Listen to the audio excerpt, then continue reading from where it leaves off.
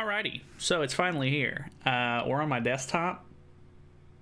I don't know why. Anyway, we're gonna check out the official PC version of Grand Cross, and there are a couple of interesting things that they noted in their sort of like patch notes or frequently asked questions section. So let me actually look at that very quickly. So some of these are kind of important, so I thought it was kind of, worth mentioning. So how do I download the PC beta? There is a link to it. I'm going to be playing on the Korean version. I would have liked to have played on the Japanese version of it, but they actually didn't put up theirs until their maintenance was over with, and the Korean version seems to do their maintenance just a tad bit early. So because I was just kind of in a hurry to get it done and everything and try to like figure it out and kind of mess with it, I am going to be playing on the Korean version. At this point, the patch is already live as far as I know on JP, so their version is available to download from their patch notes, if I'm not mistaken. They have a link to it somewhere at the bottom, I think. But anyways, how do I access it? They have a link to it.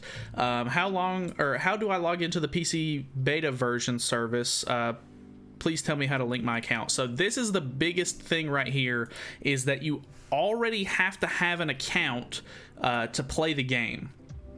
So if you don't already have an account on that version, which was a kind of a hindrance to me, it would have been really nice to already have the JP version available to download and set up while they were doing maintenance. But obviously it's not like I would have really been able to get into the game anyway. But yeah, you do have to already have an account. So I had to download the JP version on BlueStacks, and I had to set up I had to go through the tutorial and everything like that to go ahead and get it set up so that way I could actually log in. And to log in, you basically have to go in, you have to access your account details and everything like that, and then I think you can I think this button right here, I think it's moved over to the side now, but you can basically click that button. It gives you a code, you enter that in, and then you put it in again on the box underneath it. Because I don't read Korean, I couldn't figure that out for a while, and you basically just put that code in. It links your account, and then it'll log in for you. You just have to download all the assets and everything like that, like you would if you're doing a fresh install of the game, and then you're pretty much good to go after that point. It says, can I use other OSs besides Windows? It's currently only available for Windows, so no Linux support, no Mac support. Currently, I'm assuming they might do it in the future. Not sure on that positive, but it took them long enough to do the Windows version. And then this is a really, really interesting one as well. Can I make payments on the PC beta version? So you will not, currently payment cannot be made in the PC beta version service. Even if it is cumbersome, please proceed with the purchases through mobile. So you're not even going to be able to buy things on the PC version. You're going to have to log back in either through your, BlueStacks emulator, or, log in on your phone on the version that you're playing on, so that way you can actually make purchases such as bundles and stuff like that. So if you're free to play, it's not going to affect you at all, but I'm assuming this is just going to be something that they're sort of taking cautiously, so that way there's no sort of weird things going on with the payment, which is understandable, I guess.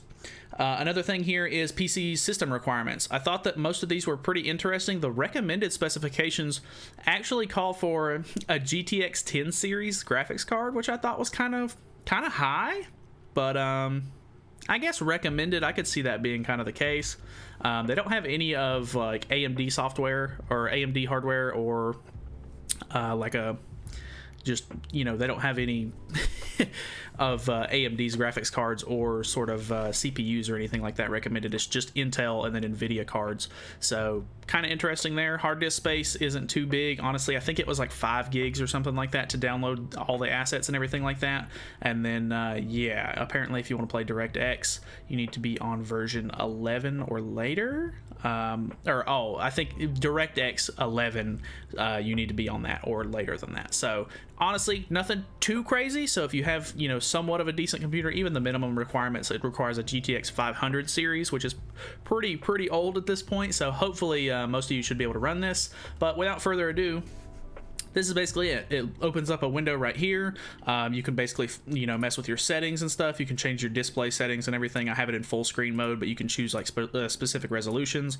When you very first open it, it just wants you to download the game. I think it's like 300 megabytes or something. And then once you do that, you actually get to open the application itself and then download the actual assets, just like you would kind of on the app. You basically just download the app itself, and then after that, you pretty much just you know, get in, you do the first time setup or whatever, and then it downloads all the assets. So after that, you basically just log in, you know, get into the game, and honestly, I'm very, you know, surprised at how fast the load times and stuff like that are. Obviously, I'm at the very beginning of the game, so I have to kind of sit through some weird things that I don't ever see anymore. But yeah, the game runs very, very smooth so far. I don't like how big this bar is up here, but if I'm not mistaken, I think they have like a built-in landscape mode on the mobile versions of the game if you have like an aspect ratio that's bigger than just like a regular phone screen. So I think this is what the default looks like if you enable that landscape mode, which I don't hate it, but it just seems really big and bulky to me compared to the one that I normally would use on the emulator. I'm sure I'd get used to it though.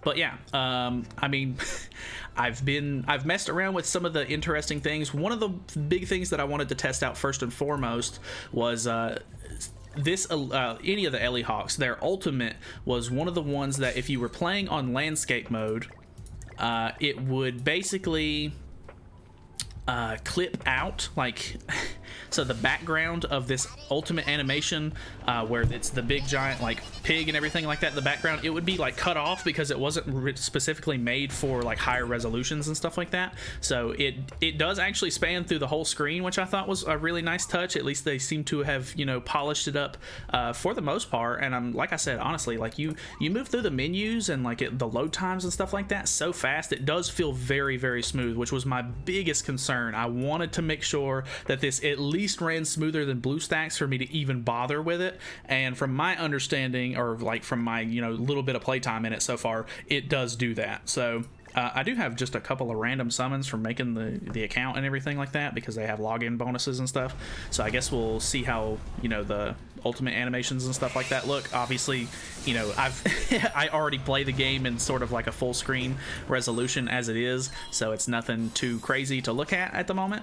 But honestly, I think that everything looks really, really good. This is also the update where they finally added the like consolidation banner is what I keep calling it, but all of the banners have been moved into one, so it's a 3% rate, which is really cool. Or, well, not really cool, it's really normal. And then the rate up heroes are a 0.5% chance, like they said in the patch notes, which is really, really good considering that the rest of the SSRs, because there's so many on this banner, because there's so many, everything else is a 0.0258% chance. So when it comes to this banner, I definitely recommend you wait until one of the characters that you want is a rate up hero, and then go for that character then. It looks like currently they do still have part 1 tickets and part 2 tickets on like their own respective banners, so that way you can use them and get rid of them, I assume, and then they'll probably try to phase these out in the future.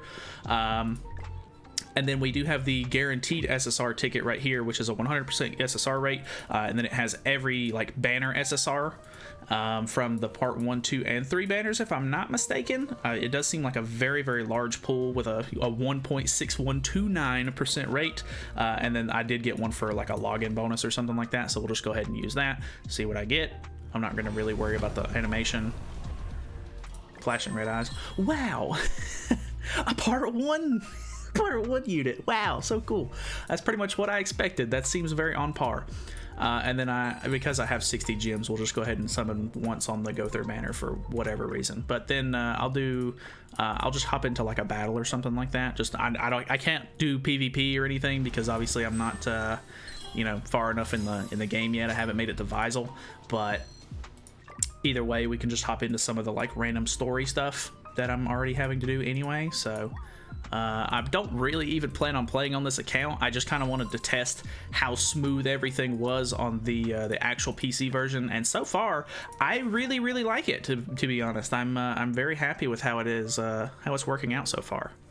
Like everything seems to be at least, you know, polished enough to where it fits into a 16:9 aspect ratio, and it's, you know, it's meant to be a full screen application and everything like that. I did look, and you can't really change, or well, I don't actually know if there's any like additional settings that the game has that the regular like mobile version doesn't have. I don't even know what this tab right here is, but it doesn't look like there's a whole bunch of extra like, you know, settings as far as like resolution goes, or just like anti-aliasing and stuff like that. I think there is a couple of options for that kind of thing, but yeah, it doesn't look like there's a whole lot of additional settings. I think I have to buy these.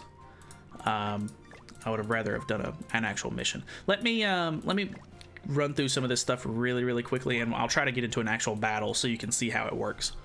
Alrighty, so I had to do a little bit more of the tutorial stuff, but we're finally able to get to an actual battle. Obviously, this is not going to be riveting gameplay. I'm level 6, 1, and 4. Also, something interesting is that I noticed that whenever you do have landscape mode enabled on BlueStacks per se, you do have this extra camera button, which is why the angle of the battle is a little bit weird. Normally, you would look at it like this, but in landscape mode, you actually have the option to sort of change the battle camera, which I honestly think is kind of an interesting touch. Obviously, it's nothing like crazy cool, but it kind of does give you like a neat little perspective on it, I guess, which is nice. I know that it's already in the game, so it's nothing like, it's not like a brand new feature by any means, but you can kind of see like just how smooth everything is. I really don't like that the cards are like pushed all the way over here to the right. I do prefer them to be in the middle, but I'm assuming this is because on a tablet or something that you would play at a resolution higher than a phone's resolution, your thumb would still be in like the bottom right of the screen, so it's easier for you to hit the cards with your thumb, I would assume. But yeah, I don't know. Hopefully there's a way to center that. I don't know if there will be or not, but if there's not, I mean, I guess I'll just get used to it, because honestly, I think this honestly runs smooth enough to where you feel like very obligated to just ditch BlueStacks altogether whenever this actually comes out for global. So far, I'm very impressed with it. I don't know if you guys are even really wanting to test this out. I will leave a link in the description to the JP and Korean versions of the download or of the web page that you download it from, just in case you actually do want to try it out. Just be aware that you have to have an account on the respective version of the game before you can actually play it, and it's a little bit of a weird setup. Like I said, you have to use the code or log in through their email or something like that. It's a little bit weird to set up at first, but if you can get it working and get into your account, then it is kind of cool to mess around with. So that's pretty much it for me. I would have liked to have done a little bit more, battling and stuff like that on camera, but there was just some other stuff that I wanted to kind of go over. So I don't know. That's it from me. Hopefully you guys enjoyed. I don't know. Let me know what you guys think. Are you excited for the PC version? Are you probably going to stick with BlueStacks? Do you just play it on mobile? Are you not really that worried about the PC version? I would love to know, because as a person who's played this game since launch, seeing how like hot my phone used to get and how fast my phone battery used to drain just from playing this game on my phone, I definitely think that this has been a much anticipated feature for a lot of players. So that is it from me. Thank you guys so much for watching. Hopefully you guys enjoyed the video. Feel free to subscribe for more content in the future. I'm sure that I'll be messing around with a lot of other stuff that comes to the game as it does. So that's it from me. I'll see you guys in the next one. See you then.